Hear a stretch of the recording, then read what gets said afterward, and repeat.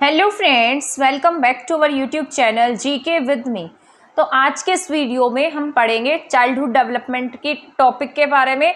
ये हमारी 5th class है, इसमें हम जानेंगे गार्डनर की थ्योरी के बारे में। आपको पता है इससे पहले मैंने आपको डेवलपमेंट का टॉपिक पढ़ा दिया है, समाजीकरण का टॉपिक कंप्लीट करा दिया है, लेकिन मैंने सोचा कि सारे ऐसे थ्योरेटिकल वाले मैं कराऊंगी तो आप बोर हो जाएंगे। बीच में ना हम कोई थ्योरी भी पढ़ते जाएंगे, जिससे ना हमारे कंसेप्ट भी बनते जाएंगे और हमें थ्योरेटिकल पोर्शन भी जो है वो समझ में आता जाएगा। ऐसे आप बोर भी नहीं होंगे, क्योंकि इससे ऐसे जो थोड़े टॉपिक्स है ना वो चेंज की तरफ जाते जाएंगे। क्योंकि जैसे हमने डेवलपमेंट पढ़ा था, डेवलपमेंट के बाद हमने सामाजिकरण पढ़ा, तो ये दोनों ना कहीं थोड़े से सेम टाइप में थे। लेकिन आज मैं आपको पढ़ाऊंगी गार्डनर की थ्योरी के बारे में। अब गार्डनर की थ्योरी हो जाएगी तो उसके बाद मोटिवेशन का टॉपिक पढ़ा दूंगी, फिर उसके बाद कोई थ्योरी पढ़ाऊंगी एंड देन लर्निंग का टॉपिक पढ़ा दूंगी। तो ऐसे मेरा जो ये स्ट्रेटेजी रहेगी वो इसी तरीके से रहने वाली है। पहले एक मतलब कंसेप्चुअल वाला पढ़ लेंगे, फिर कोई थ्योरी पढ़ लेंगे। ऐसे आप बोर भी नहीं होंगे और आपको अच्छे से समझ में आता जाएगा। और गार्डनर का टॉपिक तो वैसे ही एचटेट का मोस्ट फेवरेट टॉपिक है, हमेशा ही पूछा जाता है, तो इसमें से आपके 1 नंबर बनने का चांसेस तो पक्का ही रहने वाला है अगर आप इसको अच्छे से कर लेते हैं। तो जो इसने अपनी स्टेजेस दी थी ना, उनके नाम जो है ना वो आपको अच्छे से याद करने हैं, क्योंकि उसमें से पूछा जाता है। अब मैं आपको एक बार बता देती हूँ, इंट्रो दे देती हूँ थोड़ा सा। ये क्लास जो है सीडीपी की जो एक क्लास है, ये आपके सीडीपी जो है एचटेट में 30 नंबर की रहने वाली है। इसके साथ साथ ये आपके पीआरटी का एग्जाम, चाहे आप एचटेट पीआरटी दे रहे हैं, चाहे आप एचटेट टीजीटी दे रहे हैं, या आप एचटेट पीजीटी दे रहे हैं, तीनों के लिए ही इक्वली इंपॉर्टेंट रहेगी। ठीक है, आपके 30 मार्क्स की जो तैयारी है वो हमारी चैनल से हो जाएगी। साथ साथ अगर आप इंग्लिश के सेक्शन की प्रिपरेशन करना चाहते हैं, हरियाणा जी के करना चाहते हैं, तो वो सब हमारे चैनल पर ऑलरेडी कराया हुआ है। तो आप प्लेलिस्ट चेक कीजिएगा, हरियाणा जी के की 2-3 प्लेलिस्ट मिलेंगे, वहां से आप हरियाणा जी के कर लेना। और एचटेट 2023 इंग्लिश के नाम से प्लेलिस्ट मिलेगी, वहां से आप इंग्लिश की प्रिपरेशन कर सकते हैं। और इसके जो नोट्स हैं अगर चाहिए तो exam fact academy app download करना पड़ेगा आपको, वो आपको मिलेगा, मतलब वहां पर आपको हमारे नोट्स मिलेंगे। प्ले स्टोर पर जाइएगा, एग्जाम फैक्ट एकेडमी लिखना। ठीक है, मैं यहाँ लिख देती हूँ exam fact and then academy लिखोगे तो आपको एक ऐप दिखाई देगी, वो आप डाउनलोड कर लेना। बाकी मैंने इस ऐप की इसके बारे में एक वीडियो भी बना रखी है, अगर आप वो भी देख सकते हैं। ठीक है, आप हमारा टेलीग्राम चैनल भी ज्वाइन कर सकते हैं, वहां पर भी मैंने ये लिंक शेयर किया हुआ है।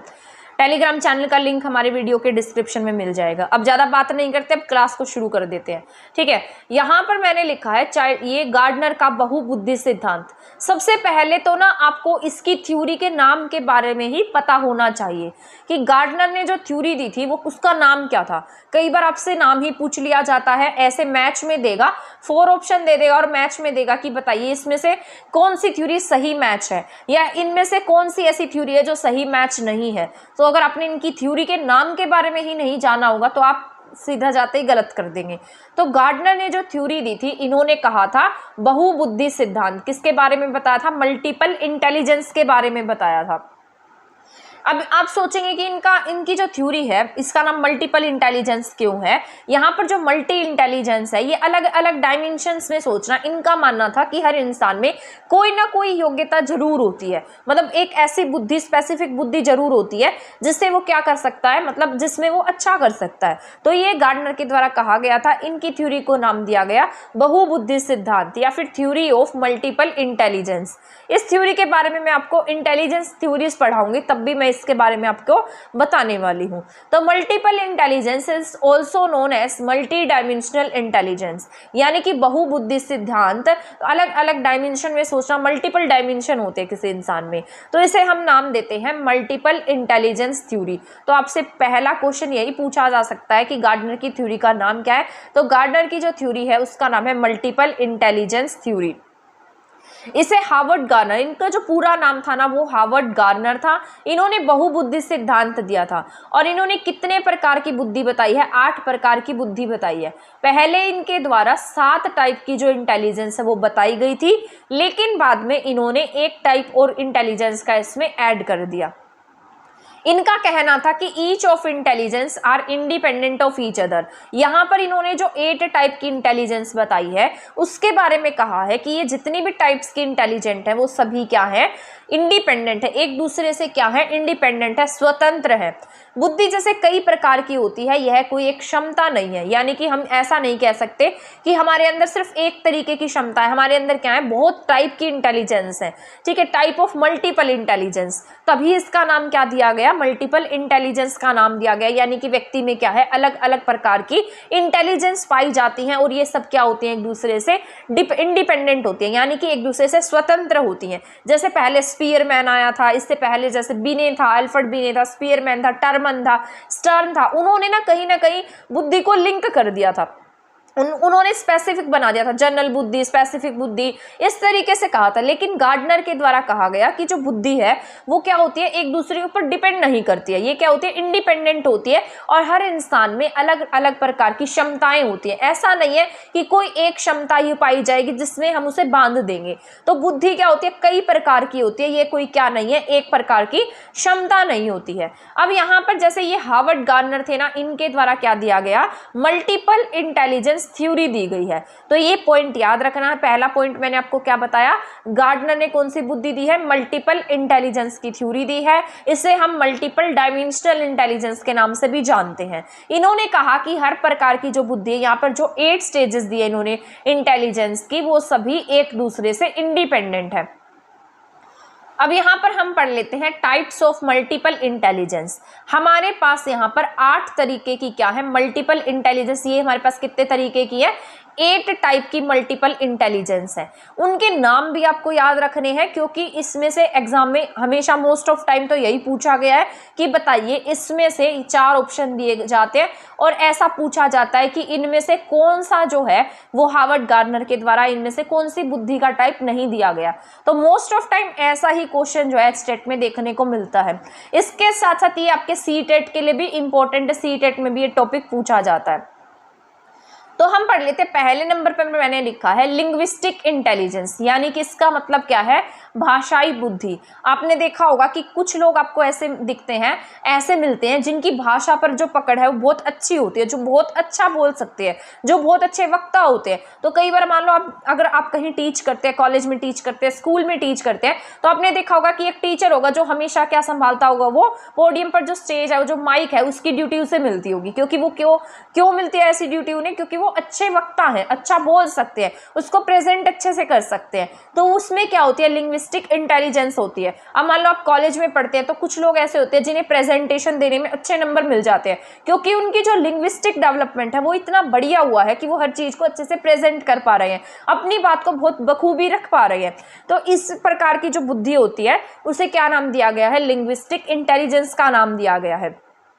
और ये सभी क्या है, एक दूसरे से इंडिपेंडेंट है। ये नहीं है कि जिसमें लिंग्विस्टिक इंटेलिजेंस है वो अच्छा आगे जाकर अच्छा गार्डनर मतलब अच्छा जो मतलब प्रकृति से भी जुड़ जाएगा, ऐसा नहीं है। तो ये क्या है, आपस में इंडिपेंडेंट है। तो एक बार हम इसे पढ़ लेते हैं। यहाँ पर हमने क्या लिखा है, तो भाषाई बुद्धि क्या होती है, जो वर्बल लिंग्विस्टिक में मजबूत होते हैं, जो लिखते बोलते समय शब्दों का अच्छी तरह से उपयोग कर सकते हैं। आपने देखा होगा, अब हर कोई तो आपकी तरह राइटर नहीं बन सकता, मतलब हर कोई तो सबकी तरह, जो भी अच्छे अच्छे राइटर्स हैं उनकी तरह राइटर नहीं बन सकता है, हर कोई अच्छा बोल भी नहीं सकता है। जैसे आपने देखा होगा कि कुछ राइटर्स होते हैं जो बहुत बढ़िया लिखते हैं, बढ़िया बोलते हैं, उनको बहुत अच्छे से प्रेजेंट करते हैं, लेकिन कुछ लोग ऐसे होते हैं जो नहीं बोल पाते हैं। तो हर किसी में ये वाली बुद्धि नहीं पाई जाती है। तभी कहा गया कि हर कोई क्या है, इंडिपेंडेंट है। जरूरी नहीं है कि जिसमें भाषाई बुद्धि पाई जाती है उसमें दूसरी बुद्धि भी पाई जाए। तो वर्बल लिंग्विस्टिक में क्या होते हैं, मजबूत होते हैं, लिखते और बोलते समय शब्दों का अच्छी तरह से उपयोग करने में क्या होते हैं, सक्षम होते हैं। ये लोग कहानी लिखने में भी क्या होते हैं, अच्छे होते हैं। ये मतलब अगर इनकी भाषा पर मजबूती अच्छी है तो वो लिख भी अच्छा पाएंगे। स्टोरी टेलर भी मतलब भी बहुत अच्छे से लिख पाएंगे। स्टोरी टेलर भी कह सकते हैं क्योंकि उनकी भाषा पर विकास है, इसलिए वो स्टोरी सुना पा रहे हैं।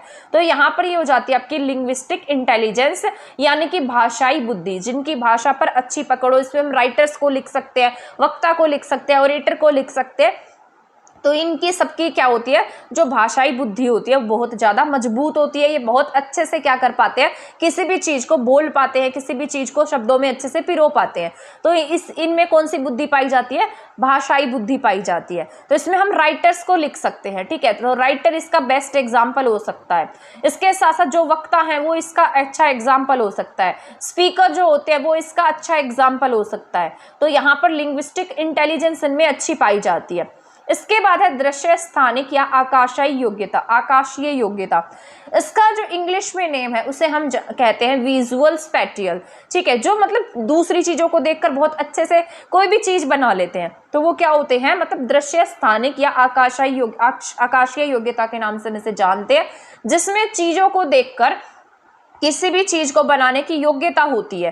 तो इसे ही विजुअल मैंने देखना होता है, स्पैटियल तो देखकर क्या करते हैं, उन्हीं चीजों को ढाल लेते हैं। जैसे skill in forming visual images patterns, आपने देखा होगा कि बहुत सारे लोग बहुत अच्छी कलाकारी कर देते हैं, किसी चीज को देखकर बहुत अच्छा सा कुछ बना देते हैं। पत्थर काटने वाले हो गए, पेंटर हो गए, अब वो पेंटिंग करते हैं। मान लो जो पेंटिंग्स बना रहे हैं वो किसी ने चीज को देखा, उन्होंने कहीं ना कहीं देखा होगा, उनके माइंड में आया होगा, तो बहुत बारीकी से बहुत सुंदर तरीके से क्या करते हैं, पेंटिंग करते हैं। इंटीरियर डिजाइनर होते हैं, वो भी कहीं ना कहीं से चीजों को सीखते हैं, देखते हैं, फिर अपने माइंड में एक इमेज बनाते हैं और फिर उसे क्या करते हैं, इंटीरियर बहुत अच्छा मतलब एक रूप दे देते हैं किसी भी चीज को। फिर कार्टोग्राफर्स होते हैं, जो मैप बनाने वाले होते हैं, वो अपने माइंड में इमेज बनाते हैं, वैसा देखा फिर माइंड में इमेज बनाई, कुछ मॉडिफाई किया, फिर क्या बना दिया, ग्राफ्स बना देते हैं। तो ये कार्टोग्राफर्स क्या होते हैं, विजुअल स्पैटियल होते हैं। आर्किटेक्ट्स कह सकते हैं आप, उसको अच्छी अच्छी बिल्डिंग्स बनाते हैं। पायलट्स को भी हम विजुअल स्पैटियल में रखते हैं। तो दृश्य स्थानिक या आकाशीय योग्यता विजुअल स्पैटियल, जो चीज़ों को देखकर उसे बनाने में अच्छे होते हैं। तो कुछ लोग क्या देखने को मिलते हैं आपको, सेलर होते हैं, स्कल्प्टर होते हैं, पेंटर बन जाते हैं, आर्किटेक्ट्स हो जाते हैं, इंटीरियर डिजाइनर होते हैं, कार्टोग्राफर्स होते हैं, पायलट्स होते हैं। तो हर कोई तो अब लिंग्विस्टिक वाला नहीं हो सकता, हर किसी में तो राइटर वाली क्वालिटीज़ नहीं हो सकती, तो हर किसी में अलग अलग योग्यताएं पाई जाती हैं। जैसे अब यहाँ पर हमने पढ़ा विजुअल स्पैटियल वालों में क्या पाया जाएगा, ये दूसरी चीज़ों को देखकर उसी चीज़ों का फॉर्मेशन कर देंगे, वैसा बना देंगे। तो इनमें सेलर आते हैं, स्कल्प्टर आते हैं, पेंटर आते हैं, आर्किटेक्ट्स आते हैं, इंटीरियर डिज़ाइनर आते हैं, कार्टोग्राफर्स आते हैं और पायलट्स आते हैं। तो ये थी आपकी दृश्य स्थानिक आकाशीय योग्यता। तो ये सेकंड पॉइंट जो था वो आपका कंप्लीट हो गया है। अब हम चलते हैं थर्ड पॉइंट पर। अब यहाँ पर थर्ड पॉइंट जो है, तीसरी टाइप की बुद्धि जो है, इसका नाम है तार्किक गणित संबंधी योग्यता, यानी कि लॉजिकल, हम इसे कह सकते हैं लॉजिकल इंटेलिजेंस या लॉजिकल मैथमेटिकल इंटेलिजेंस। अब मान लो जिसकी जो बोलने की क्षमता है वो अच्छी है, जरूरी नहीं है कि वो तर्क करने में अच्छा हो या मैथ्स पढ़ने में अच्छा हो या उसकी रीजनिंग अच्छी हो। तो ये इसीलिए कहा गया है कि हर जो बुद्धि है, हर टाइप की जो बुद्धि है वो क्या एक दूसरे से इंडिपेंडेंट है, यानी कि ये सभी आपस में क्या है, स्वतंत्र हैं। तो यहाँ पर हमारा जो थर्ड पॉइंट है वो ये है कि तार्किक गणित संबंधी योग्यता, जो लोग बुद्धि मतलब जिन लोगों में लॉजिक लगाने की, तर्क लगाने की, ये मैथमेटिक्स, रीजनिंग, समस्याओं को सॉल्व करने की क्वालिटी होती है, उनमें कौन सी बुद्धि पाई जाती है, तार्किक गणित संबंधी योग्यता पाई जाती है। मुझ में तो ये बहुत कम दिखती है क्योंकि मैथ्स मेरा अच्छा नहीं है, तो यहाँ पर मैं ऐसा कह सकती हूँ कि मेरे में ये बुद्धि बहुत कम है। तो लॉजिकल मैथमेटिकल बुद्धि में मजबूत होते हैं, जिनमें तर्क करने की पावर अच्छी होती है। आपने देखा होगा कि कुछ लोग होते होंगे जो बहुत जल्दी तर्क कर लेते हैं, बहुत जल्दी बातें कर लेते हैं, बहुत जल्दी दूसरे वाले को चुप करा देते हैं, उनमें तर्क करने की क्षमता है, लॉजिक्स लगाने की क्षमता है, पैटर्न को पहचानते हैं, तार्किक रूप से क्या करते हैं, समस्याओं को सॉल्व करते हैं, विश्लेषण करते हैं उनका, फिर उन्हें क्या करते हैं, सॉल्व कर लेते हैं। तो यही बुद्धि कौन सी होती है, तार्किक गणित संबंधी बुद्धि होती है। ये ज्यादातर पाई जाती है साइंटिस्ट वगैरह में, प्रॉब्लम ये ज्यादा यूज की जाती है साइंटिफिक में और प्रॉब्लम सॉल्विंग थिंकिंग में। ये साइंटिस्ट में भी पाई जा सकती है, जो इकोनॉमिस्ट होते हैं उनमें पाई जा सकती है, ठीक है। तो इसमें एग्जाम्पल भी हमने लिया है, जैसे एल्बर्ट आइंस्टीन थे तो उनमें तार्किक बुद्धि ज्यादा थी, लॉजिकल पावर थी। इसके साथ साथ जैसे इकोनॉमिस्ट हैं उनमें भी ये बुद्धि पाई जाती है, जैसे आपके मनमोहन सिंह है तो हम उनका एग्जाम्पल यहाँ पर रख सकते हैं तार्किक गणितीय संबंधी योग्यता में। तो आई होप ये समझ में आ गया होगा आपको। तार्किक गणितीय संबंधी योग्यता क्या होती है, जिसमें किसी में भी लॉजिकल और मैथमेटिकल वाली जो बुद्धि है, इंटेलिजेंस जो है वो ज्यादा पाई जाती है, जिसमें तर्क करने की, पैटर्न को पहचानने की, तर्क लगाकर चीज़ों को सॉल्व करने की या प्रॉब्लम सॉल्विंग थिंकिंग वो पाई जाती है। वो क्या होती है, उनमें लॉजिकल मैथमेटिकल थिंकिंग ज़्यादा पाई जाती है। इसका एग्जाम्पल है एल्बर्ट आइंस्टीन एंड इकोनॉमिस्ट भी हम इसमें कह सकते हैं। तो 3 टाइप की बुद्धि हम पढ़ चुके हैं। अब ये वाली तो बहुत इजी है, म्यूजिकल इंटेलिजेंस। बहुत सारे लोग होते हैं, आपने बहुत सारे सिंगर्स देखे होंगे जिनकी जो वोकल कॉर्ड है बहुत अच्छी होती है, जो बहुत अच्छा गा सकते हैं। हम तो नहीं गा सकते, हम गाने लगे तो सभी भाग जाएंगे यहाँ से, है ना। तो इनमें क्या होता है, म्यूजिकल इंटेलिजेंस होता है, यानी कि इनके पास में मजबूत म्यूजिकल रिदमिक बुद्धि होती है। इनके पास ऐसी इंटेलिजेंस होती है जिससे ये क्या कर सकते हैं, बहुत अच्छा गा सकते हैं। अपने पैटर्न को, अपनी लय को, ध्वनियों को बहुत अच्छे से क्या कर सकते हैं, अपने लय में मिला सकते हैं। ठीक है, तो इनके पास कैसे बुद्धि होती है, म्यूजिकल इंटेलिजेंस होता है। इस म्यूजिकल इंटेलिजेंस में सिर्फ गाने की बात ही नहीं आती, जैसे हारमोनियम बजाना, ये जितने भी म्यूजिकल इंस्ट्रूमेंट्स हैं वो बजाना, वो सभी किस में आ जाते हैं, म्यूजिकल इंटेलिजेंस में आ जाते हैं। जो ये गार्डनर की बुद्धि है ना, ये बहुत ज़्यादा ईजी है, मतलब मुझे तो सबसे ईजी लगती है ये गार्डनर वाली बुद्धि। जितनी भी थ्योरीज है ना, सबसे ईजी थ्योरी है ये गार्डनर की। तो म्यूजिकल इंटेलिजेंस होता है जिन लोगों के पास मजबूत म्यूजिकल रिदमेटिक पावर होती है। वो क्या करते हैं, पैटर्न में, लय बनाने में, ध्वनियों में, इन सब चीज़ों में बहुत अच्छे होते हैं। It is capacity to produce, create and manipulate in music pattern. ये बस इंग्लिश में ही लिख दिया है मैंने। ये म्यूजिकल जो पैटर्न होते हैं उसको क्रिएट करने में, मैनिपुलेट करने की इनके पास क्या होती है, क्रिएटिविटी होती है, या उसको प्रोड्यूस करने की क्रिएटिविटी होती है। फॉर एग्जाम्पल हम ले सकते हैं, जैसे AR रहमान है, सोनू निगम है, लता मंगेशकर थी। ठीक है, तो ये इन सब के पास में क्या थी, म्यूजिकल इंटेलिजेंस थी। तो इनके पास क्या है, म्यूजिकल इंटेलिजेंस बहुत अच्छी है। इसके बाद हम 5th वाले पर चलते हैं। 5th है यहाँ हमारा बॉडीली काइनेस्थेटिक। ठीक है, शारीरिक क्रियात्मक योजना। तो बॉडीली काइनेस्थेटिक में क्या आएगा, शारीरिक क्रियात्मक योग्यता आती है। इसमें उच्च बॉडीली काइनेस्थेटिक बुद्धि वाले लोगों को शरीर की गति, क्रिया करने की और बॉडी कंट्रोल करने में अच्छे होते हैं। मतलब इनकी जो बॉडी होती है ना, वो बहुत फ्लेक्सिबल बॉडी होती है। जैसे आपने देखा होगा कि कुछ लोग होते हैं जो बहुत अच्छे डांसर्स होते हैं, जो बहुत अच्छे योगा कर लेते हैं, कुछ बहुत अच्छे एथलीट्स बन जाते हैं, स्पोर्ट्स पर्सन होते हैं, जिम्नास्ट वाले होते हैं। तो इन सब में कौन सी बुद्धि होती है, शारीरिक क्रियात्मक योग्यता होती है। यानी कि इनकी खुद की बॉडी के ऊपर क्या है, बहुत अच्छा कंट्रोल है। ये जैसा चाहे अपनी बॉडी को वैसे मूव कर सकते हैं। तो इनकी बॉडी जो है वो बहुत ज़्यादा फ्लेक्सिबल होती है। तो इसे ही क्या कहा गया है, शारीरिक क्रियात्मक योग्यता। तो ऐसी बुद्धि बहुत कम, बहुत मतलब हर किसी में नहीं पाई जाती। जितनी भी इंटेलिजेंस है वो सब में समान नहीं होती है, सब में कोई ना कोई अलग टाइप की इंटेलिजेंस पाई जाती है। तो बॉडीली जो ये वाला बॉडीली काइनेस्थेटिक है, शारीरिक क्रियात्मक योग्यता है, ये किस में पाई जाएगी, यहाँ पर एग्जाम्पल है एथलीट्स में होगी, डांसर्स में होगी। ठीक है, एथलीट्स में, डांसर में, एक्टर्स में, स्पोर्ट्स पर्सन में होती है, जिम्नास्ट में होती है और सर्जन में होती है। ठीक है, ये जो सर्जन है और पायलट है, पायलट मैंने अभी आपको ऊपर पढ़ाया था। सर्जन और जो पायलट्स हैं ये वैसे कॉमन है, लेकिन इनमें ज़्यादा कौन सी पाई जाती है, स्पैटियल वाली बुद्धि ज़्यादा पाई जाती है। विजुअल स्पैटियल मैंने आपको पढ़ाया था, देखकर जो भी सीखता है वो वाली बुद्धि इन दोनों में ज़्यादा होती है। लेकिन अगर मान लो स्पैटियल ऑप्शन में नहीं आता है तब आपको टिक कर देना है ये बॉडीली वाला। ठीक है, तो बॉडीली वाला सेकंड पर रखना है, अदरवाइज स्पैटियल में आते हैं दोनों, सर्जन एंड पायलट्स। ठीक है, तो ये याद रखना है। आई होप ये वाला आपको समझ आ गया होगा। शारीरिक क्रियात्मक बुद्धि वाला पॉइंट जो मैंने अभी आपको बताया है, ये भी मोस्ट इंपॉर्टेंट है आपका इंटरपर्सनल इंटेलिजेंस। इंटरपर्सनल इंटेलिजेंस जो है आप अपने आप में कह सकते हैं, क्योंकि आगे आप फ्यूचर में टीचर बनने वाले हैं तो आपके पास ये वाली बुद्धि होनी चाहिए। इसे हम हिंदी में अंतर्व्यक्तिक बुद्धि के नाम से जानते हैं। इंटरपर्सनल है, इंट्रापर्सनल नहीं है, ये इसका नाम है इंटरपर्सनल। आप में कौन सी होनी चाहिए, इंटरपर्सनल होनी चाहिए, इंट्रा नहीं। तो इंटरपर्सनल और आगे हम पढ़ेंगे इंट्रापर्सनल के बारे में भी। इसे हम अंतर्व्यक्तिक बुद्धि के नाम से जानते हैं। अब इसमें ना मतलब जो ये वाली जो बुद्धि है वो अगर मान लो आप में पाई जाती है तो आप क्या करेंगे, दूसरों को बहुत अच्छे से समझ सकते हैं, अपनी बातचीत करने में अच्छे हो सकते हैं, सामने वाले को समझेंगे, उसे बहुत अच्छे से समझा सकते हैं और उनका जो थॉट प्रोसेस है उसको बहुत अच्छे से समझ सकते हैं। तो आप में कौन सी बुद्धि पाई जाती है, इंटरपर्सनल बुद्धि पाई जाती है। अब मान लो आप टीचर बनते हैं अगर आप टीचर बन गए तो आपको बच्चों को पढ़ाना है, तो पहले आपको बच्चों को समझना पड़ेगा, तभी आपको ये साइकोलॉजी पढ़ाई जा रही है। चाइल्ड साइकोलॉजी आप तभी पढ़ते हैं ताकि आप बच्चों को समझ पाएं, उनको कैसे पढ़ाना है। कोई बच्चा मान लो अच्छा नहीं है पढ़ाई में, उसको कैसे मतलब उसको कैसे बराबर में लेकर आना है, उसको कैसे ध्यान में रखना है, क्या उसको डिमोटिवेट तो नहीं हो रहा है, बच्चे अपने अंदर अंदर कुड़ तो नहीं रहे हैं, या उनको कोई बात तो परेशान नहीं कर रही है। तो इन सब बातों का हमें ध्यान रखना पड़ता है। क्या ऐसे रीजन है जिसकी वजह से बच्चा स्कूल नहीं आ रहा है? अब ये तो नहीं होगा कि मान लो बच्चा स्कूल नहीं आया और आपने आते ही उसे 2 चांटे लगा दिए, कारण भी नहीं पूछा।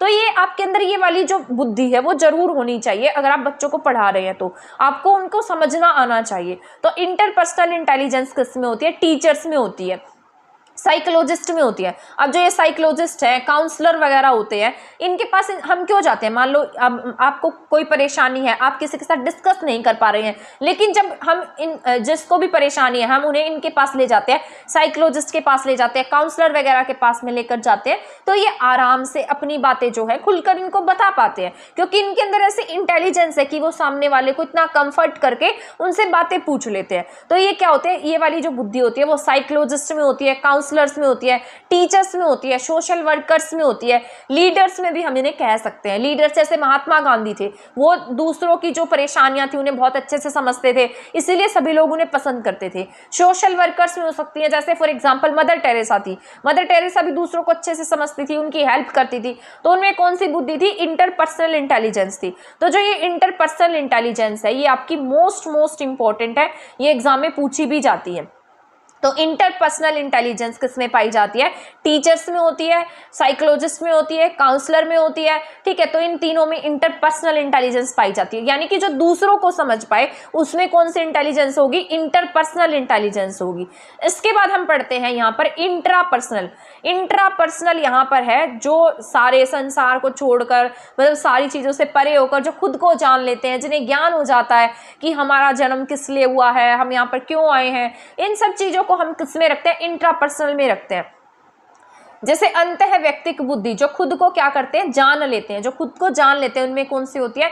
इंट्रापर्सनल बुद्धि पाई जाती है। जैसे हम इसमें रख सकते हैं बुद्धा को। महात्मा बुद्धा को ज्ञान हो गया था, उनको पता लग गया था कि लाइफ क्या है, जिन्होंने खुद को जान लिया था, फिर उन्हें संसार से कुछ भी लेना देना नहीं था। तो यहाँ पर इनमें कौन सी बुद्धि थी? इंट्रापर्सनल बुद्धि थी। Person high on his ability have finest sensibility regarding their identity, human existence and meaning of life. मतलब जिन्हें अपनी एग्जिस्टेंस, ह्यूमन एग्जिस्टेंस के बारे में और जिंदगी के बारे में पता लग चुका है, उसके अंदर जो ये चीजें हैं वो बहुत हाई स्तर तक आ चुकी हैं, उसमें कौन सी बुद्धि पाई जाएगी?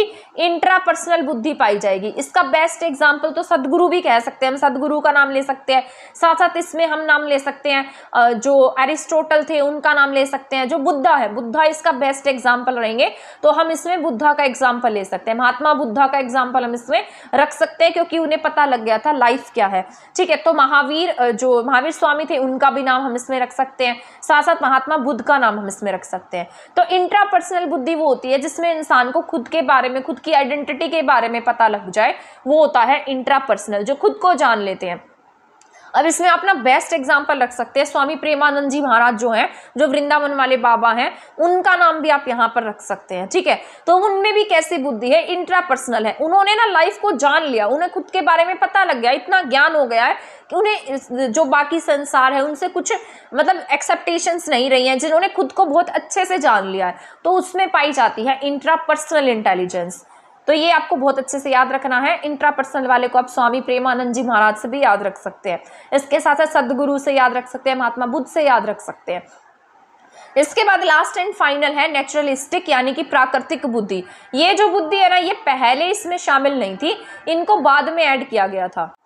ठीक है, तो यहाँ पर ये जो नेचुरलिस्टिक वाली बुद्धि है, इसको इसमें बाद में ऐड किया गया, गार्डनर ने इसे बाद में ऐड किया। गार्डनर ने अपनी थ्योरी में पहले 7 टाइप की इंटेलिजेंस दी थी, लेकिन बाद में उन्होंने इसमें 1 टाइप की बुद्धि और ऐड कर दी, जिसे हम प्राकृतिक बुद्धि के नाम से जानते हैं। ये गार्डनर का सबसे नया रूल है। तो आपसे पूछा जाए कि गार्डनर का नया रूल या नई इंटेलिजेंस कौन सी है, तो आपको प्राकृतिक बुद्धि टिक करना पड़ेगा। ठीक है, इसके बाद यहाँ पर लिखा है sensitivity to the features of the natural, यानी कि जिसमें प्रकृति को लेकर बहुत ज़्यादा एक तरीके से हम कह सकते हैं सेंसिटिविटी होती है उनमें कैसी बुद्धि पाई जाती है, प्राकृतिक बुद्धि पाई जाती है। इसमें फार्मर्स वगैरह आते हैं, जो किसान हैं वो इसमें आते हैं। इसके साथ टूरिस्ट हम इसे में कह सकते हैं, बोटेनिस्ट कह सकते हैं, गार्डनर बोल सकते हैं, जूलॉजिस्ट बोल सकते हैं। तो ये सभी किसमें आते हैं, जो बर्ड्स वगैरह को देखते हैं वो सब किसमें आते हैं, प्राकृतिक बुद्धि में आते हैं, क्योंकि ये सभी कहीं ना कहीं प्रकृति की सुंदरता है उनको बनाए रखते हैं। जैसे बर्ड वॉचर्स हैं तो बर्ड्स भी तो प्रकृति की सुंदरता को बनाते हैं, ऐसा जरूरी तो नहीं है कि सिर्फ पेड़ पौधे ही प्रकृति हैं। तो ये जितने भी इसमें काउंट किए हमने, सभी किसमें, इन सब में क्या पाई जाती है, प्राकृतिक सुंदरता, प्राकृतिक बुद्धि पाई जाती है। जो नेचर से कहीं ना कहीं कनेक्ट हैं उनमें प्राकृतिक बुद्धि पाई जाएगी। अब यहाँ पर कुछ पॉइंट लिखे हैं। 1983 में गार्डनर ने अपनी पुस्तक forms of mind the theory of multiple intelligence लिखी।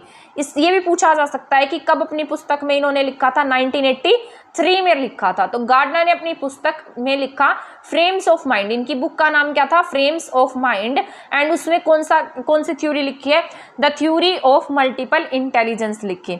उसी में इन्होंने क्या बताई है, अपनी 8 टाइप की इंटेलिजेंस बताई है। तो ये पॉइंट जो है ये आपको याद रख लेना है। 1983 में गार्डनर ने अपनी एक बुक लिखी थी जिसका नाम था फ्रेम्स ऑफ माइंड।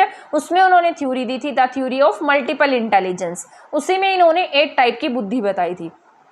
तो आपकी ये आज की जो क्लास है वो यहाँ पर खत्म हो गई है, बट अभी जाना नहीं है, अभी हमारा एक काम रहता है, वो रिवीजन रहती है। ठीक है, एक बार मैं आपको रिवाइज करा देती हूँ कि आज की क्लास में हमने क्या क्या पढ़ा है, उसके बाद आप इसे आसानी से याद रख पाएंगे। ठीक है, तो अब हम इसे पढ़ लेते हैं एक बार आसानी से, आराम से। ठीक है, जैसे अभी मैंने आपको बताया था, गार्डनर ने क्या कहा, 8 टाइप की सभी में क्या पाई जाती है, इंटेलिजेंस पाई जाती है। लेकिन ये सब क्या होते हैं, एक दूसरे से इंडिपेंडेंट होते हैं, कोई भी एक दूसरे के ऊपर डिपेंड नहीं करती है। बुद्धि क्या होती है, कई प्रकार की होती है, किसी को भी एक क्षमता में नहीं बांधा जा सकता है। तो इनकी थ्योरी जो थी इंटेलिजेंस की, वो बाकी इंटेलिजेंस की थ्योरी से अच्छी साबित हुई। तो हॉवर्ड गार्डनर ने क्या दिए हैं, मल्टीपल इंटेलिजेंस थ्योरी दी है। इसे हम कई बार मल्टीपल डायमेंशनल थ्योरी के नाम से भी जानते हैं। अब हम बात कर लेते हैं कितने टाइप की थ्योरी, अभी मैं आपको काउंट कराती हूँ। पहले हमने पढ़ी है लिंग्विस्टिक इंटेलिजेंस, जिसमें हमने पढ़ा है लिंग्विस्टिक में, जिसमें भाषा का विकास बहुत अच्छा होगा, जो बहुत अच्छा वक्ता हो सकता है, बहुत अच्छा राइटर हो सकता है, बहुत अच्छा स्टोरी टेलर हो सकता है। तो उनमें क्या पाई जाती है, लिंग्विस्टिक यानी कि भाषाई बुद्धि पाई जाती है। इसके बाद हमने पढ़ा था स्पैटियल वाली, ठीक है, विजुअल स्पैटियल यानी कि दार्शनिक बुद्धि, जो चीजों को देखकर एज इट इज क्या करते हैं, बना देते हैं। उनमें क्या होते हैं, जैसे आर्किटेक्ट भी आते हैं उनमें। ठीक है, आर्किटेक्ट के अलावा यहाँ पर जैसे इंटीरियर डिजाइनर होते हैं, कार्टोग्राफर्स होते हैं, पायलट होते हैं, पेंटर होते हैं, आर्किटेक्ट्स होते हैं, सर्जन को भी हम इसमें ही रखते हैं। इसके बाद 3rd नंबर पे मैंने आपको बताया था लॉजिकल मैथमेटिकल जो इंटेलिजेंस है वो उनमें पाई जाएगी, जिनमें तर्क करने की पावर सबसे ज्यादा है, प्रॉब्लम सॉल्विंग जो पावर है वो सबसे ज्यादा होती है। इसमें साइंटिस्ट को रख सकते हैं हम, साथ साथ इकोनॉमिस्ट को रख सकते हैं, मैथमेटिशियंस को रख सकते हैं, एल्बर्ट आइंस्टीन को रख सकते हैं। ठीक है, इसके बाद मैंने आपको बताया था म्यूजिकल इंटेलिजेंस के बारे में कि सभी में क्या, मतलब कुछ लोगों में क्या होता है, म्यूजिकल इंटेलिजेंस बहुत अच्छा पाया जाता है, उनमें म्यूजिकल रिदमिक होता है, उनकी लय पर, पैटर्न पर, ध्वनियों पर बहुत अच्छी पकड़ होती है। तो उनमें कौन सी बुद्धि पाई जाती है, म्यूजिकल इंटेलिजेंस पाया जाता है। इसके बाद यहाँ पर जैसे एग्जाम्पल थे यार, रहमान था, सोनू निगम था। इसके बाद मैंने आपको बताया था शारीरिक क्रियात्मक योग्यता वाली बुद्धि, ये उनमें पाई जाएगी जिनका अपनी बॉडी के ऊपर बहुत अच्छा कंट्रोल है, जिनकी बॉडी जो है वो बहुत ज़्यादा फ्लेक्सिबल है। इसमें मोस्ट ऑफ हम रखते हैं एथलेटिक्स को, जिम्नास्टिक्स को, साथ साथ स्पोर्ट्स पर्सन्स को, ठीक है, और जो डांसर्स होते हैं उन्हें, एक्टर्स को या सर्जन को। लेकिन मैंने आपको 2 पॉइंट बताए थे कि जो सर्जन है और जो पायलट है, वैसे अगर 1st नंबर पर प्रेफरेंस रखनी होगी तो हम स्पैटियल में नहीं रखेंगे, लेकिन वैसे अगर ये ऑप्शन में नहीं आता है तो हम इसे बॉडीली काइनेस्थेटिक में रखते हैं। ठीक है, तो ये आपको याद रखना है। इसके बाद मैंने आपको बताया था इंटरपर्सनल एंड इंट्रापर्सनल। इंटरपर्सनल जो आप में पाई जाएगी क्योंकि आप टीचर बनने जा रहे हैं। इंटरपर्सनल जो होती है, जो दूसरों को बहुत अच्छे से समझ सकते हैं, टीचर्स होते हैं, इसमें साइकोलॉजिस्ट होते हैं, काउंसलर्स होते हैं, सोशल वर्कर्स हो सकते हैं, लीडर्स भी हो सकते हैं। ठीक है, वैसे लीडर्स को इंटरपर्सनल में रखते हैं, बट लीडर्स को ना हम लिंग्विस्टिक वाली में भी रख सकते हैं, क्योंकि उनकी भाषा पर पकड़ कई बार बहुत अच्छे होते हैं। बहुत लीडर्स, आपने मोस्ट ऑफ लीडर्स वही देखे होंगे जो बहुत अच्छा बोल सकते हैं, जो बहुत अच्छे स्पीकर होते हैं, जो मतलब एक तरीके से हम कह सकते हैं लोगों को अपनी भाषा के द्वारा अट्रैक्ट कर सकते हैं, वो क्या बन जाते हैं, लीडर्स बनते हैं। फिर लीडर्स क्या करते हैं, उन्हें पता होता है कि कहाँ पर कौन सी बात बोलनी है, तो उनके अंदर इंटरपर्सनल वाली भी आ जाती है। तो इंटरपर्सनल में हम इससे रखते हैं। इंट्रापर्सनल वो होती है जो दूसरों को नहीं बल्कि खुद को समझते हैं। जैसे मैंने स्वामी प्रेमानंद जी महाराज का यहाँ पर एग्जाम्पल दिया था, महात्मा बुद्ध का एग्जाम्पल दिया है, इसके साथ साथ एरिस्टोटल है, सदगुरु है। तो ये सारी की सारी जो एग्जाम्पल है वो किसके हैं, यहाँ पर इंट्रापर्सनल वाले हैं। इसके बाद ही मैंने आपको प्राकृतिक बुद्धि के बारे में बताया था कि जिनको प्रकृति से बहुत ज्यादा प्यार होगा उन्हें किस में रखेंगे, हम नेचुरल वाली में रखेंगे। ये फार्मर्स हो सकते हैं, टूरिस्ट हो सकते हैं, बोटेनिस्ट हो सकते हैं, जूलॉजिस्ट हो सकते हैं, और बर्ड्स वॉचर हो सकते हैं। जिन्हें बर्ड से बहुत ज्यादा प्यार होता है वो सब किस में आ सकते हैं, नेचुरल वाली में आ सकते हैं। ठीक है, इसके बाद मैंने आपको बताया कि ये जो थ्योरी थी, इन्होंने अपनी एक बुक लिखी थी जिसका नाम था फ्रेम्स ऑफ माइंड। 1983 में फ्रेम्स ऑफ माइंड बुक लिखी, फिर उसमें इन्होंने थ्योरी दी है मल्टीपल इंटेलिजेंस की। तो यहाँ पर हमारी आज की थ्योरी जो है वो खत्म हो जाती है। आई होप ये आपको बहुत अच्छे से समझ में आ गई होगी। अगर मान लो कोई डाउट भी होता है तो आप कमेंट सेक्शन में मुझसे पूछ सकते हैं। इसके साथ साथ आपको इसके नोट्स चाहिए तो एग्जाम फैक्ट अकेडमी ऐप आप डाउनलोड कर सकते हैं, और ये जो क्लासेस है इसको रेगुलर देखिएगा। रेगुलर आ रही है आपकी ये क्लासेस, और ये आपके लिए हेल्पफुल भी रहने वाली हैं, और ये एग्जाम के पैटर्न को ध्यान में रखकर ही बनाई गई हैं। तो अब हम मिलेंगे हमारी नेक्स्ट क्लास में नेक्स्ट वीडियो के साथ, ठीक है, सॉरी नेक्स्ट वीडियो में नेक्स्ट क्लास के साथ में। तो तब तक आप हमारे चैनल के साथ बने रह सकते हैं, और ज़्यादा से ज़्यादा इस वीडियो को शेयर कीजिएगा ताकि मैं आगे और भी आपके लिए क्लासेस बनाऊं और अच्छा कंटेंट लेकर आऊं। ठीक है, अगर मान लो आप शेयर नहीं करेंगे तो मुझे भी ऐसे मोटिवेशन नहीं मिलेगा, मुझे ऐसा लगेगा कि शायद कोई मेरी क्लास नहीं देख रहा है, तो फिर मेरा भी मन नहीं करेगा क्लास बनाने का। तो आप ज़्यादा से ज़्यादा शेयर करेंगे तो मेरा मन करेगा क्लास बनाने का। तो इसलिए क्लास को शेयर कर देना। वीडियो को अगर चैनल को सब्सक्राइब नहीं किया तो प्लीज़ आप इसे सब्सक्राइब भी कर दीजिएगा, और वीडियो को शेयर करना तो बिल्कुल भी नहीं भूलिएगा। तो मिलेंगे नेक्स्ट क्लास में नेक्स्ट वीडियो के साथ, तब तक के लिए आप हमारे चैनल के साथ बने रहें। थैंक यू, धन्यवाद।